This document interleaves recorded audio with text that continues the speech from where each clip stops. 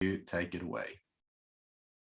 Amazing. Okay, so hi everyone. Thanks so much for joining today's webinar slash masterclass. I feel a little bit impostery saying the word masterclass as it relates to a presentation I'm putting on, but I'll use it because that's how Mark has branded it. First, I want to thank Mark and the Powered by Search team for having me on. I've had the good fortune of meeting Mark and Dev over the pandemic and realize that they're two incredibly empathetic, kind, thoughtful human beings that just so happen to be good at marketing. So it's always nice to meet folks like that.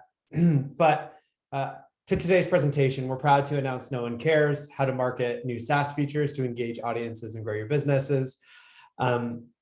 We've been getting a lot of love on the title. I just want to make clear that although I'd love to take credit for it, I did not come up with it. This was Mark Thomas' original, and probably why he heads up growth. So if you were thinking that I was the one to do this, you could leave now. But if not, you want to get into the nitty-gritty of product marketing, happy to have you stay on.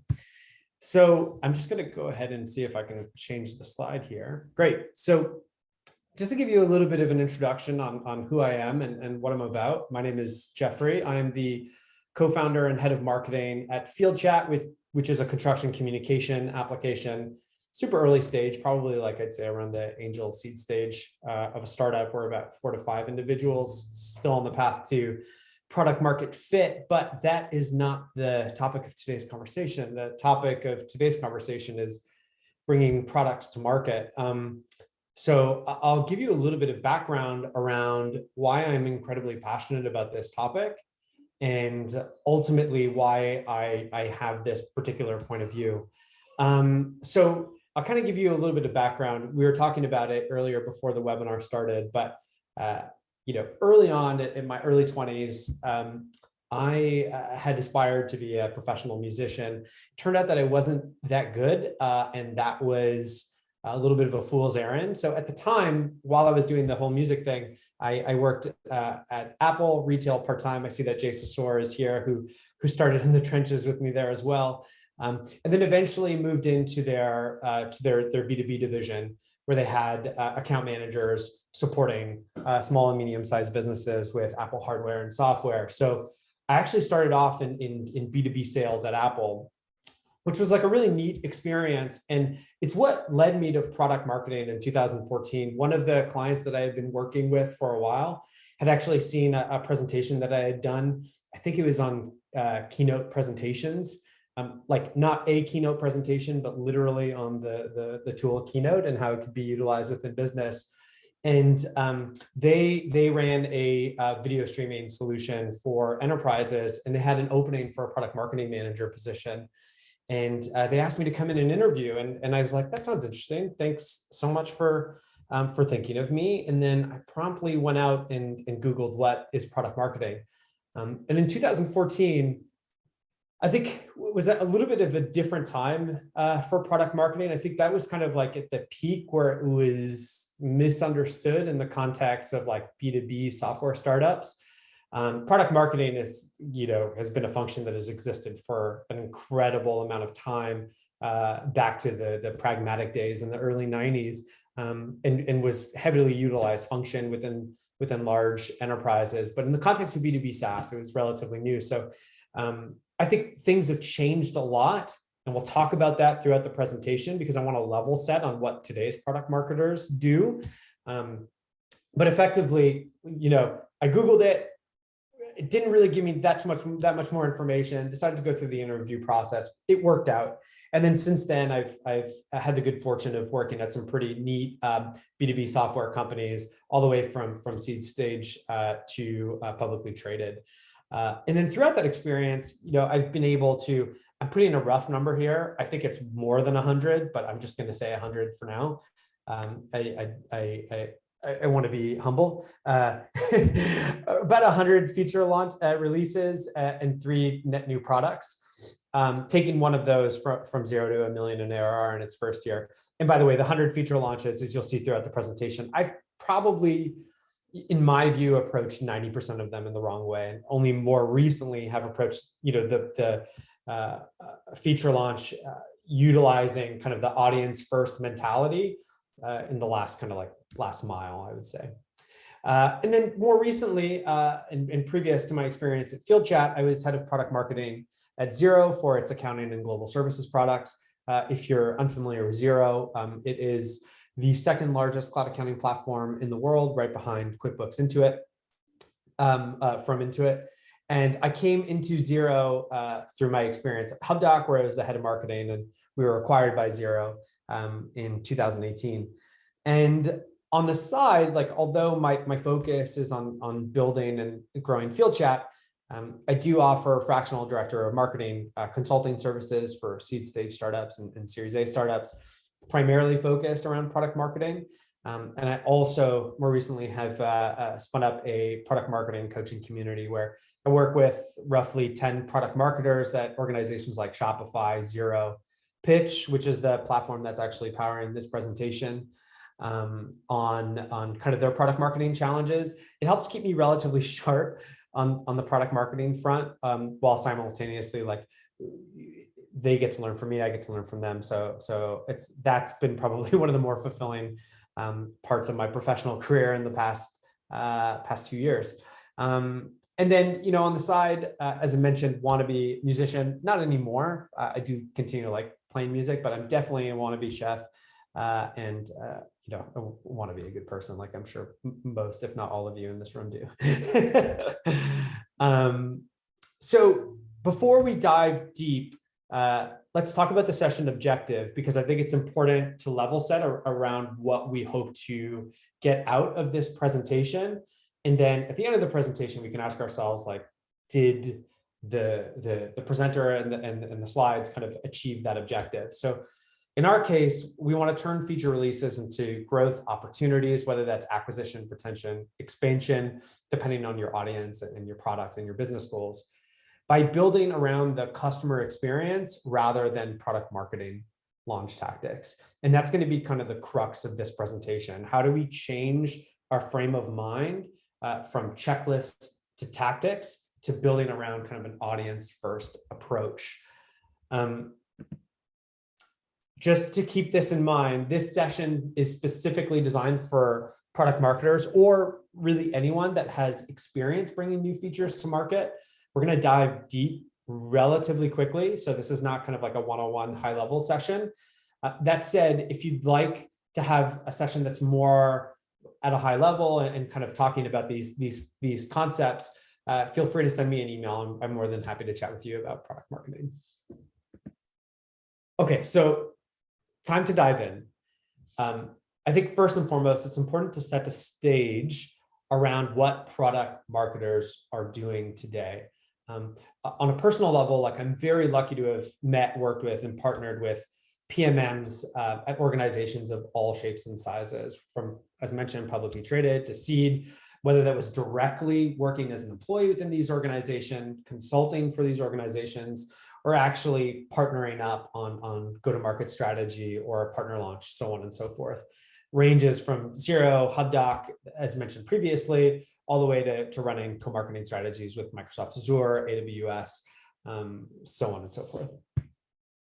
For the most part, pretty much every product marketer that I've connected with looks at product marketing in the same way and follows a relatively similar process to bringing new features to market. And what's really neat is I can say that with more confidence after having spun up that coaching community. I had the opportunity, so I'm working very closely with 10 product marketers, but throughout the experience, I've actually had the opportunity to speak with 30 or 40 over the course of the last 6 months. And it's wild how their view of the function and their view of how to launch products is so incredibly similar.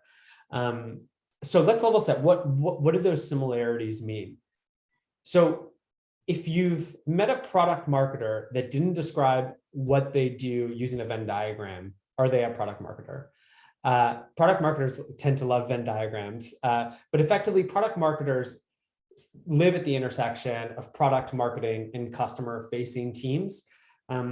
My favorite Venn diagram or description, and the one that's most relevant to this topic, is the one all the way to the right. Product marketers overlap with product management on customer understanding. One uses that customer understanding to build product. The other uses that customer understanding to market it. More tactically speaking, product marketers, they do and they own a lot. Obviously, they're not doing all of these things at any given point in time, right? They're focused on one more than the other. But if you think about what they're doing in the background, any product marketer worth their salt is talking to customers relatively frequently. They stay close to the product, keep a pulse on the market, analyze the competition. As mentioned, live at the intersection of customer-facing teams and product. They own product positioning. I think kind of like product marketing has become more clear over the last decade. Product positioning, for some strange reason, is still something that people kind of confuse. And I know, Mark, you talk about this a lot, but I think also April Dunford does a really good job in adding clarity to this topic. But for the most part, product marketers, I'd say in many organizations, are the ones that are owning the positioning. They're also working on segmentation, messaging frameworks for each of their individual segments, overarching go-to-market strategy, not necessarily related to a product launch.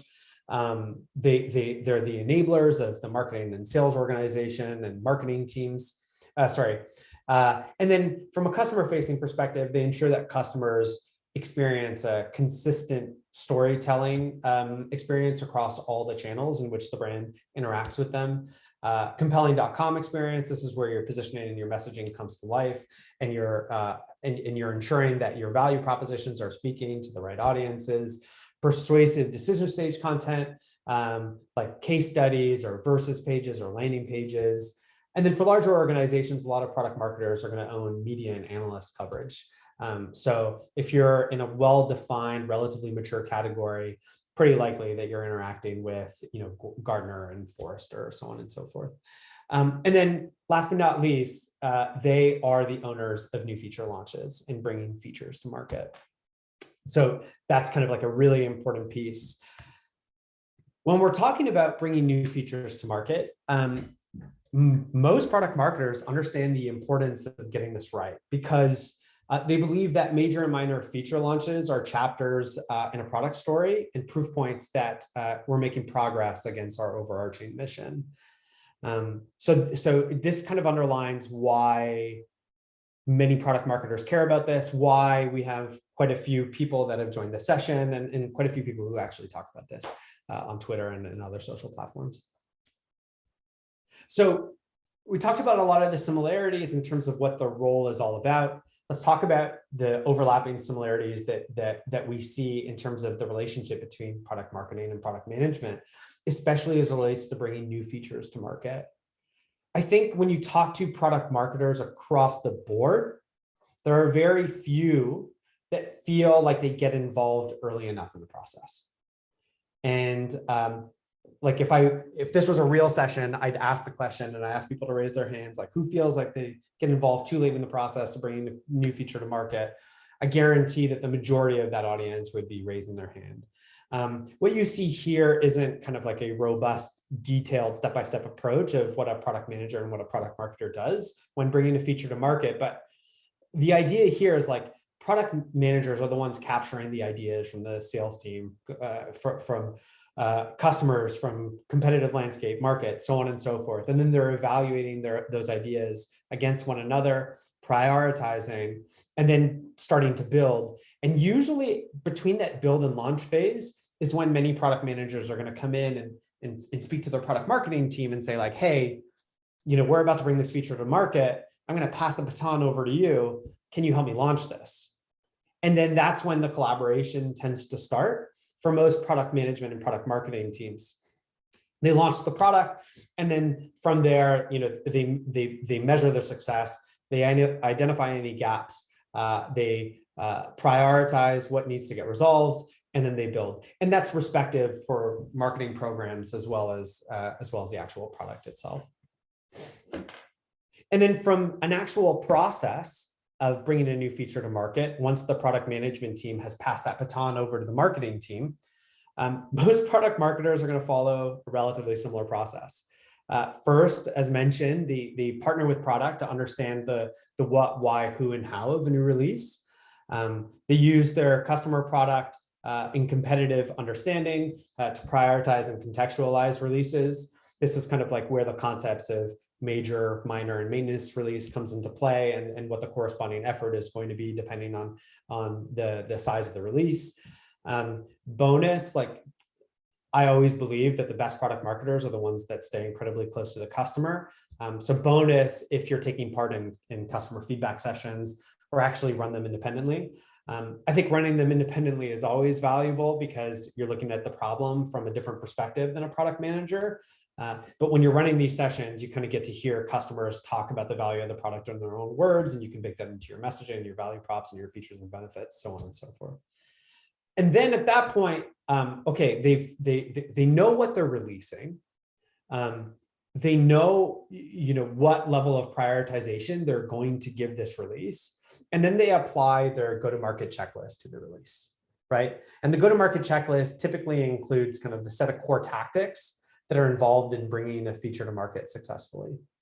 Some of those tactics include segmentation of audiences so that they can send out targeted emails. I think that's always kind of the best approach from an email perspective, but also segmenting when you understand kind of like what are the value props for each individual segments, and how are they going to experience this feature differently depending on who they are. You can segment based on characteristics, job to be done, whether it's direct or channel, user payers. It all depends on the context of your organization, and then they'll build out value propositions for each of those segments.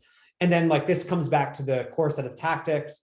They're going to lead the execution of channel, medium, and content, whether that's like updating .com, deciding on whether they need to create a new landing page for this new feature.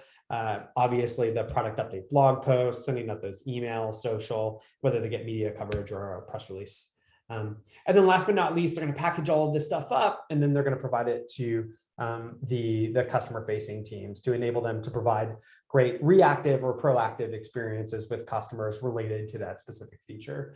Like a lot of product marketers will also take part in win-loss analysis. Will also have like a unique understanding of what type of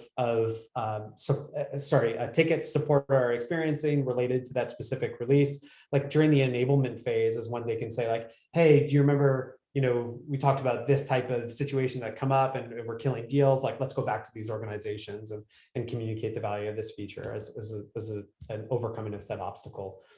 And then from a customer facing perspective, right, when you take this approach, I think if you've released a product in the past, your customers have probably experienced a combination of these things, whether it's like they receive a segmented email, they get an in-product notification, see a social post, sales or CS outreach. You kind of get the idea, right? Like these are the tried and true tactics that most companies are going to deploy when they release a new feature. I'm speaking specifically like a major launch here. Minor, obviously, it's going to be a more truncated version of this, and same goes for maintenance.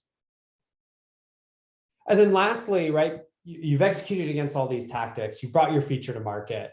Most product marketers are going to track against the individual tactics, right? Like email open, click through, and conversion, if that makes sense. Product activation is also another big one. And then some are going to focus on more vanity focused metrics like social reach and engagement, PR coverage, blog uniques. You kind of get the idea. And then they'll draw a link to whatever goal they set out from the beginning, whether that's usage, upsell, retention, or acquisition. Okay, cool. Like this is the way that the world works today. This is the way that 90%, if not more, of product marketers operate. Like I wish this was a presentation in person because I can see if people are like, no, that's not true, or yes, I'm head nodding. Like this is how Jeff, you see the world. Let me dive in here. I asked the question in the chat actually while you were saying it. Tony says, no, I often get a heads up that something's in the works and then not hear much, then hear it's being rolled out next week. Eleni agrees. And then Tony just added as well, it can also be that there's not a dedicated PMM role. So the tasks are split across several functions, which makes it harder to keep everything aligned and ready when it needs to be. So I think you're definitely, yeah, you're hitting the chord there. Yeah, that's a challenge that like it changing that internal culture around collaboration between product and marketing could be a topic on its own, right? I think one of the things that, whether it's the people that I work with from a coaching perspective or my own personal experience, it takes time to convince product teams how valuable collaborating with their marketing team can be if they do it early, right? And then there's also the scenario where you don't have a dedicated product marketing person, where it's like the baton gets passed and then you split out all those tasks across all these different functions, where that, tends to be its own issue. But I guess that's a topic for another day as well. But for the most part, like this is the way the world works. But what is, and then like we can jump into what the problem is, but I'll just talk about it. This approach to launch is fairly tactic driven. Right? It talks about the checklist coming in so early in the process. And a lot of the time the checklists are used as a means to create like consistency, efficiency, and scalability. But the problem with that is when you're very tactic driven, you're drawing thin conclusions that your individual chat tactics are the things that are driving customers and prospects to a desired outcome. And also, I think more philosophically, you're building your strategy around tactics rather than around the people that you're trying to connect and communicate with. Like if I'm going to go back to this slide here, right? This in a vacuum is super spray and pray. It's like you're doing a lot of the right things, but you're like hoping that the audience that you're trying to target sees one or two, and then it motivates them to make a decision that helps you kind of achieve the outcome that you were hoping to achieve with this new feature that you're bringing to market. Now, in the presentation, we're going to talk about how to change that frame of mind, how to continue to use these tactics, but more effectively and as they relate to the overarching customer experience. Right? As I mentioned, like the checklist comes in way too early in the process. So let's talk about how this came about, and let's talk about how to change it. Because somewhere along the way, I think we started to believe as a collective that checklists and tactics equals go-to-market strategy. And I did a little bit of research, honestly, to figure out like, where did this come from? Like it's not like product marketing teams are doing this because they know it's wrong, but they don't have time, right? They're doing it because they think it's the right way to approach the problem. And I don't want to dog Intercom because they're not the only brand that has done this. But Intercom, which is kind of like one of the biggest tools that you can use to effectively bring a product to market, whether it's in-app notifications or product tours, they explicitly tell us that, here, I'll just read it out. Understanding the priority of an announcement will help you understand what level of effort and investment you should make in announcing it. For us, we map each priority to a set of tactics. What's interesting is this isn't just kind of like a hidden blog post on the Intercom blog. I think this is probably one of their most successful blog posts like in the history of their blog. And they have great content on that blog for the most part. But this is just one of those things that I noticed, and I was like, well, no wonder as product marketers, we think this is the right approach, because like the people that we look up to from a brand perspective on this front are telling us to do it in this way. And I just want to be clear, tactics on their own, I do not believe are bad things. They're very, very good / important things, but they should be used in the context of a greater set strategy built around the customer experience. Let's get into the crux, how? And what you're going to see might sound like it'll be complicated. It's really not complicated. It's actually bringing things back to first principles and doing things around the customer rather than around the company. Okay, so first things first, let's talk about the relationship between product management and product marketing. I think, everyone will agree that product marketing needs to get involved earlier in the process. Product management can be responsible for capturing ideas. In fact, product marketing can act as an input to those product ideas, but that's still going to live with product management. But I think product marketing needs to come in at the evaluation phase of those ideas. And remember when we talked about all of the tasks that lived within the role of a product marketer and all of that background, like that customer market, competitive product understanding and research, like I think that needs to be leveraged here in the evaluation process because it's looked at completely through a different lens with the product marketing team to help evaluate what features are going to move the needle versus which aren't, what features are going to expose us to new markets, so on and so forth. And then at the prioritization phase, I think product marketing needs to come in as a voice of customer. We talked about this, like product marketing, I'm going to use product marketing, but it's the voice of the customer internally and the face of the product externally. This is really where it comes to life. And I can give you one example. When I was working at Hubdoc, there was a situation in which we were doing a road mapping session and we were prioritizing between one of two features. One feature was a net new feature. It added, an incremental lift from a product efficiency perspective, and it applied to our whole customer base, which is great, right? Sounds awesome. The other was a bug fix that applied to a sub-segment of our customer base. The product management team, it's no fault of their own, obviously we're going to prioritize the feature that was net new, that introduced efficiency gains, that applied to everybody. But the reality of the situation is that product marketing came in and let them know what was happening as a result of the bug that a subsegment of our audience was experiencing. And what was happening is we had a very large swath, very important customers voicing their concern, their issue online in these Facebook communities that weren't necessarily public. So unless you were in them, you didn't really know that it was happening. And it was quite damaging to the brand at the time, especially for net new customers that were coming in and making an evaluation on if they were going to choose Hubdoc versus another solution. And to hear, hey, Hubdoc doesn't work really well with this integration, like I'm probably going to go with somebody else. Like it was very detrimental to the brand. Product would have never known that that was even an issue in the first place had that voice of customer not been there. And with that, obviously reprioritize the bug fix. And it turned out to be the right decision, right? But this is just to say that product marketers, because of their access to customers, right, and their pulse on the market, can be incredibly helpful during the evaluation and the prioritization phase of a feature release. And then once you get to the build phase, right, that's when you start to build your go-to-market strategy around your go-to-market process. And here I'm going to talk about an audience-first go-to-market strategy. The beauty of getting in earlier in the process, right? Remember that baton that I was talking about, like the what, who, how, why, and when of a release? Not only do you know, like you are collaborative in making those decisions, like you're starting the race at the halfway point, right? And not all you need to do now is bring it all the way home.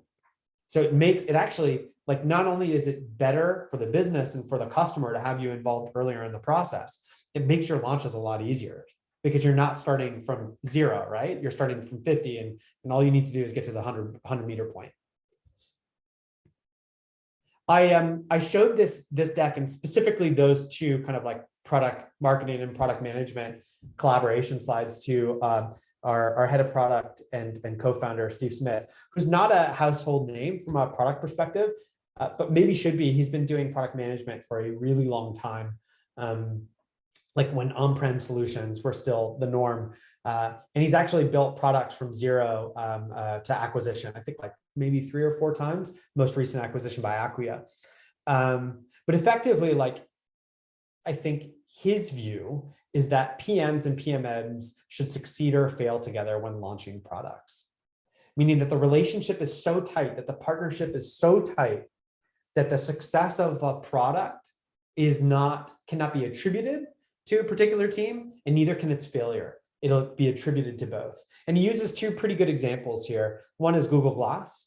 Like from an outside perspective, I think when Google Glass came out, like everybody heard about Google Glass.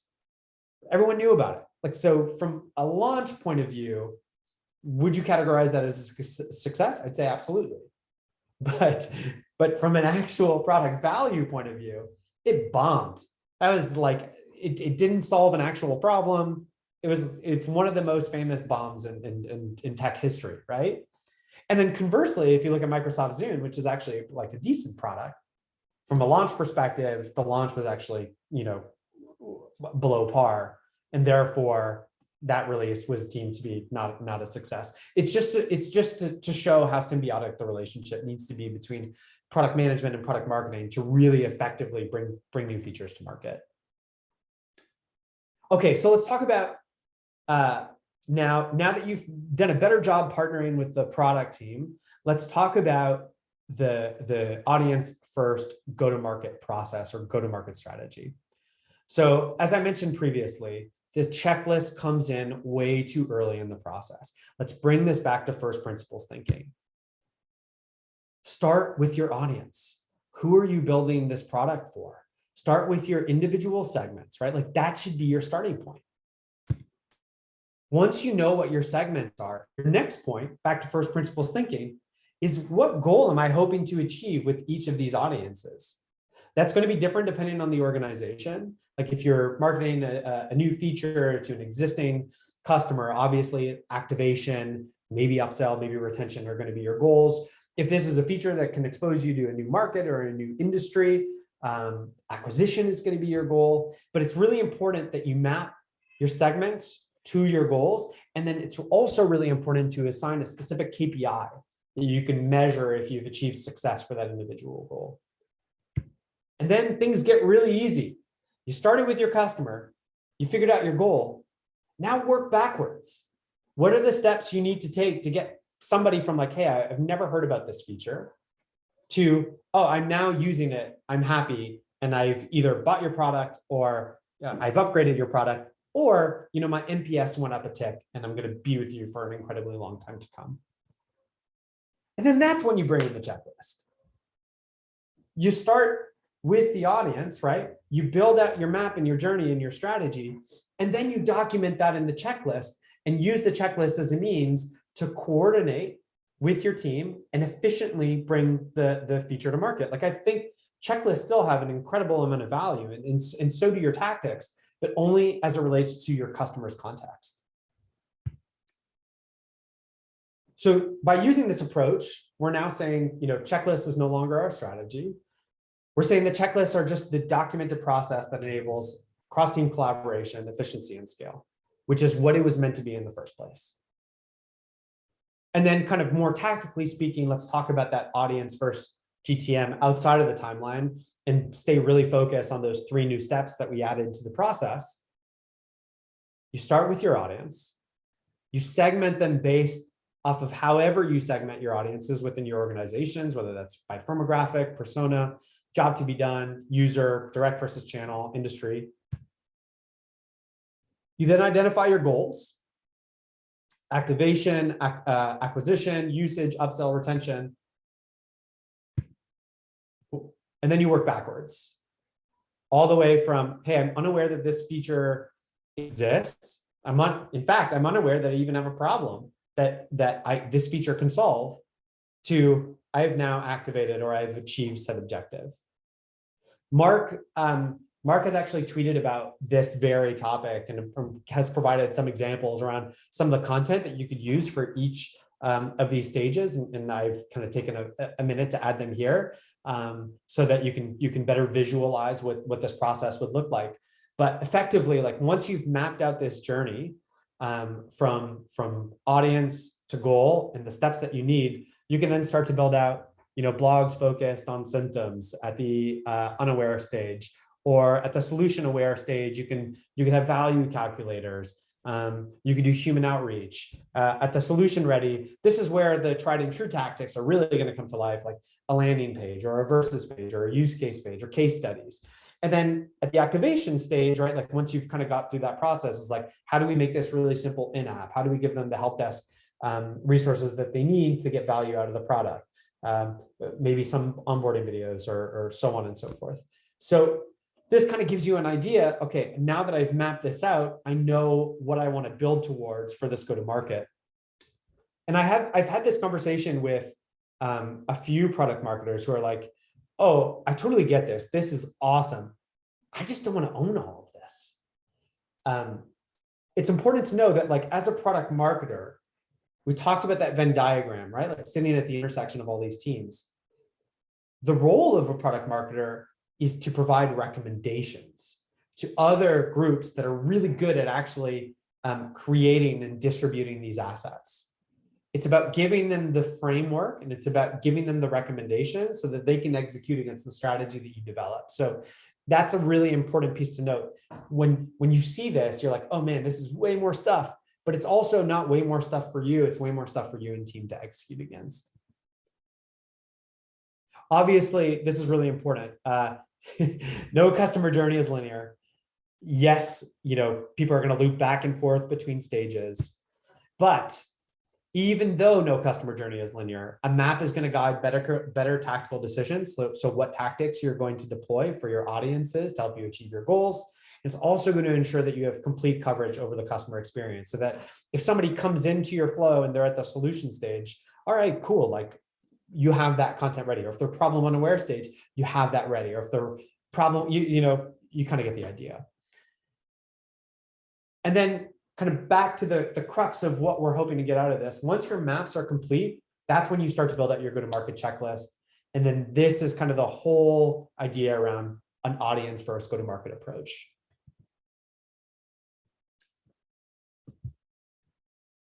And then just to say, like, what's different between this approach and the other approach, if you remember, it was kind of like when you're building launch strategies around tactics, tends to be kind of like a spray and pray, one and done, like blip in site traffic, blip in all your metrics really, and then it goes down. When you're building around the customer journey and around the experience, it's more of an evergreen campaign. It's easier to track, and it's also easier to optimize over time.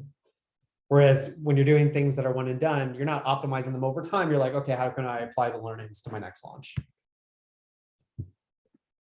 And then last but not least, most importantly, it's built around the customer and not the checklist or tactics themselves. So I'm going to jump into like a quick story to talk about how and when I've used this in practice. As mentioned previously, like 90% of the time, my go-to-market approach was the one that I showed earlier, where it was more built around prioritization of the release and then execution of the checklist and tried and true tactics. More recently, as I've had to lead and manage more robust initiatives, I quickly learned that approach wasn't sufficient in helping me achieve my objectives. So I'm going to talk about a scenario that was pretty massive for us at Hubdoc, where we deployed this approach on a go-to-market that had implications of millions of dollars. But effectively, the mandate was give Hubdoc, which was at the time a $20 a month product, free to all Xero customers around the world. Xero customers, for some context, represented about 1.2 million, not in revenue, of like actual unique customers at the time. And that's not users either, right? Like there are multiple users as part of these 1.2 million customers. So you can imagine that if we took this mandate and we said, hey, let's take the intercom tactic driven approach, and we built out a landing page, we did an in-app message, an email, a video, so on and so forth. Like it would have been a one and done campaign. And sure, we would have had like probably quite a bit of people that would have activated their Hubdoc account and used them in collaboration with Xero. But the reality of the situation is that we probably wouldn't have spoke to the majority of the audience. Okay, this looks like a lot, so I'm going to just talk through it really quickly. So one of the main reasons why we were provided with this mandate was that the data was pretty clear that when Xero customers used Hubdoc, they were happier, they had a higher NPS score, and they were worth more to Xero. So they obviously had larger price points, and that was kind of like one of the impetus to the actual acquisition itself. So that was the overarching kind of like rationale why we need to have Hubdoc included as part of every Xero subscription. So the goal here was, pretty clear. Xero customers activate and use their free Hubdoc account. The audience in the mandate, not super clear, right? Like we were provided an audience of 1.2 million people. So the first thing that we needed to do is we needed to really think deeply about our audience and segment them based on the characteristics in which we knew were important. So for us, that was accounting and bookkeeping partners that supported their small business clients. And that was small business customers that used Xero to do their own accounting. So didn't work with an accountant or bookkeeper. And then it was segmented even further by geography. So Canada, the United States, Australia, New Zealand, United Kingdom, and a few other English-speaking geos. Now, geography usually isn't a big deal for most B2B SaaS companies, but in the context of accounting, kind of a big deal, right? Because tax regulation is totally different from country to country. And I'm going to actually give you one example of one of those countries that was deploying brand new tax regulation, something called Making Tax Digital in the United Kingdom. Actually, Mark, are you familiar with Making Tax Digital? Oh, yeah. Yeah. So Making Tax Digital is this huge thing that was happening at the time. So I'm going to talk about one of the approaches that we took for accounting and bookkeeping practices in the United Kingdom, right? So when we take an audience first approach, one of the things that we can uncover are some market dynamics or some market shifts that are happening for that particular audience. In this case, in the United Kingdom, it was Making Tax Digital. That was like massive. All businesses were moving to this place. We're trying to learn about it, so on and so forth. So we decided as part of that particular go-to-market campaign, we would latch on to the Making Tax Digital narrative. So at the problem unaware phase, we did a few of the tactics that you would expect, right? Like we wrote a blog post, we sent an email to all Xero partners in the United Kingdom to let them know Hubdoc was available. So we just started to kind of like get them to start to ruminate on what Hubdoc was about, but not really asking them to come to a decision point. Go from like unaware that Hubdoc exists and that they have a problem with document management to utilizing Hubdoc. Then we decided, okay, so Xero has a ton of events in the United Kingdom. Let's actually have Hubdoc jump onto those events and talk to these audiences. Actually gives us quite a bit of coverage because most of their event audiences are accounting and bookkeeping partners. You can see here at the bottom, we have Jamie Schulman, who's was one of our co-founders and co-CEOs, talking to a room, I think it was like 3,000 or 4,000 accountants and bookkeepers out in London on this like massive, exorbitant stage. We didn't only do that, we also did like talk tracks and other sessions where we spoke specifically about Hubdoc, specifically about document management, specifically about Making Tax Digital. Hubdoc was like probably everywhere in those conversations. And we didn't only do it at Xero events, we also did it at third-party events within that region. And then Xero drove a ridiculous amount of traffic to their Making Tax Digital microsite landing page. I don't know what you would call it, but we decided, okay, well, now people are problem aware, like they know that they need to move towards this direction. Hubdoc helps make that process a lot easier. Let's embed Hubdoc into the whole Making Tax Digital narrative and campaign. So we lived very deeply within those assets. And then we decided at that point that we were also going to start to try to unlock media coverage around Hubdoc and Xero and how together they helped make Making Tax Digital transitions a lot easier. And then at the solution aware phase, like after, by the way, I just need to make clear, like these are only some of the things that we did. I'm just pulling them out because they were neat. But like we did webinars, we did actual human touches from salespeople to their accounts, so on and so forth. We did product videos, we did webinars, we built landing pages around Hubdoc and Xero. We went out and we actually built specific segment-focused case studies. So in this case, we built Hubdoc and Xero case studies for accounting and bookkeeping partners out in the UK.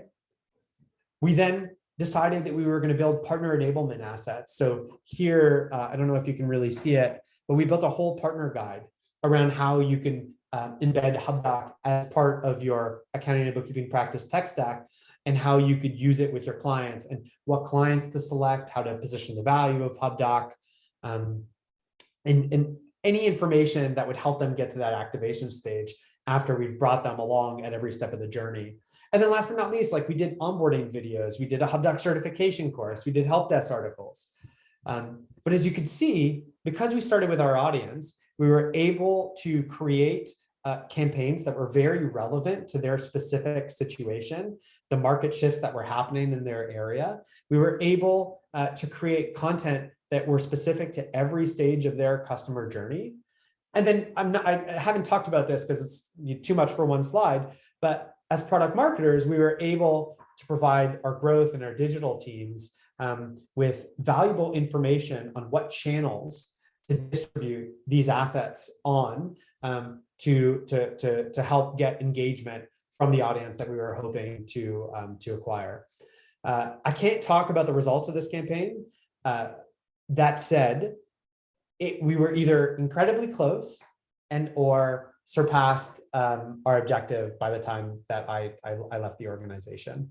But this is just one example of many where this approach is a lot more holistic, a lot more customer driven, a lot more personalized, and a lot more effective than just doing kind of like a one and done spray and pray campaign. I'm going to pause there. I feel like I've just kind of, talking too much. Well, Jeff, we invited you to talk, so you're doing the job. All right, Jeff, I just want to ask before I dive in here, do you have more slides that you want to get through? Because we're coming up to 10 Thank minutes. you. That's hey, the last one. that's the one I was just checking that you didn't have anything else that you wanted to cover off, because we have a lot of questions here. I don't think we're going to get through them all, so I'm going to dive in with a couple of them. All right. If you send them to me as well, Mark, for the ones that we aren't able to cover, I'll send a personalized response. Oh, nice. All right. Okay, I can do that.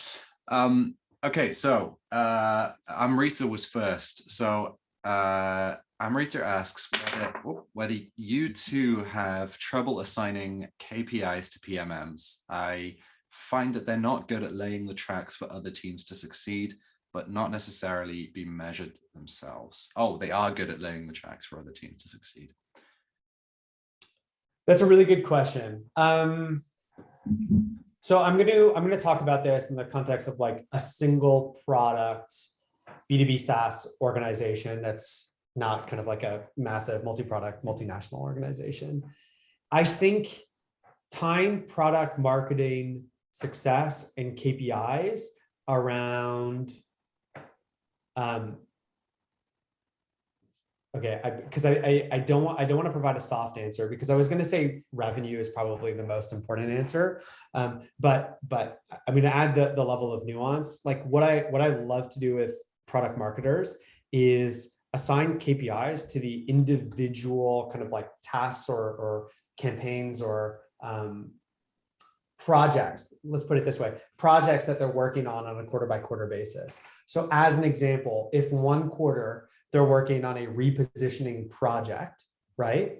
Or they're working on a messaging project, what I'm going to ask them to track is how that impacted conversion rates at every step in which we use that new positioning. So for example, if we've updated the positioning on the website, I'm going to assign the KPI on this particular project. Like, were we able to make a dent on our traffic conversion on our website? If we've created new positioning and it's what our sales team is using in the way that they position product to customers, I'm going to assign conversion on those opportunities as a KPI for my product marketer. So as an example, if they weren't able to move any of the needles on those projects, right, they didn't do an effective job. If they were through that project, then you could attribute success directly to the KPI and the activities. Like, it sounds counterintuitive, but like assigning KPIs to the overarching projects that they're working on, I think is the best way, as opposed to kind of like a constant number that they only have, a little bit of influence over time. Right. Yeah, that's a good one. That's a good answer. I have Paige here as well, who asks, who are the product people who you should absolutely have a close relationship with?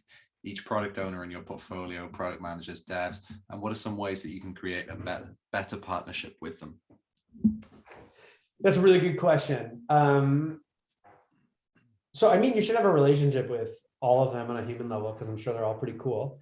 But in terms of professional relationship, I think the product manager is probably the closest to the customer and the product, and the one that you want to partner with the most. And I think effectively what they're going to do, like they live in that Venn diagram land as well. But when you work with the product manager, they'll be able to direct you in the right direction, depending on whatever project you're collaborating on. So my answer there is the product manager. My follow-up to that around how you establish a relationship with them, just like you establish any other relationship. The challenge is that trust takes time to build. What I like to tell the people that I work with and that I coach is actually put, like there's this joke that all product marketers do is build decks. Build a deck around the value that you can provide to the function, right? Around the value that having a better relationship between the product manager and the product marketer can be, and actually like start to set those expectations early on in the relationship. And because you've set that foundation, you can always come back to it, right? And reset those expectations. What I like to do is it's not just about building a deck and then, you know, speaking about it to the actual PM, but it's at the end of that deck, it's like, hey, can we come to an agreement on the fact that we're going to work together in this way on a go-forward basis? And if they've come to that agreement and they don't fulfill that agreement over time, you could always go back to that initial benchmark, as opposed to it being a little bit more organic. Like especially in larger organizations, like it's not always going to be organic. So you actually have to manage upwards or sideways. And you have to set expectations from the start, and then you always have to constantly reset expectations to make sure that you're moving towards the outcome that you've set up from the beginning. Nice. All right, we've got time for one more question. And Jeff, can I put you on the spot here and say, why don't you join me for an episode of our podcast, The Conduit, which is like a all access for the remaining questions, and we can put that out for everyone to hear. Is that all right? Yeah, sure. Yeah, 100%. We'll do it a different time. Anubhav asks, how do you track the audience journey to ensure that a person who is solution aware is not consuming content from, let's say, problem unaware? Yeah, so here's the beauty around segmenting your audiences. So first and foremost, like there's customers that are coming to you and consuming audience, and it's you pushing out content to your audiences. If you are communicating a new release to existing customers that have been asking for a feature, right, you're not going to drive them to that problem unaware type content. You're going to drive them directly to where they want to go. And then customers are like, the customers are pretty smart, especially when they're making purchasing decisions. And it's something that we overlook, but they're not, like, if they're not going to actively consume your problem unaware content, like they're going to go directly to their stage in the journey, and they're going to look for the type of content to see if it exists at kind of like a product ready, as an example, or solution aware. Like they're looking for those versus pages. They're looking for those use case pages. Right? It's where they're not looking for them is more at the top of the funnel, because they don't even know that they have a problem, right? Problem unaware is an example. So it's just about like being incredibly clear about your audiences and making sure that you're only proactively communicating things that are relevant to them. And that's the beauty of taking this approach as opposed to spray and pray, right? I was going to show it. I didn't want to dog these companies, but I got like a product update email about from Calendly. And it was talking about their integration with WebEx. And I'm like, yo, I have a free Calendly account. I'm using a free email service provider. In what world do you think that I'm going to care about your integration with WebEx? Like, why are you sending me this email? So taking this approach kind of helps you avoid those trappings, right? Because you're segmenting your audiences, and you're probably going to know that my type of profile, like that's not going to resonate. I know you want to email me, right? I know you feel like you haven't communicated with me in a while. Just don't communicate this type of stuff with me. It's totally useless.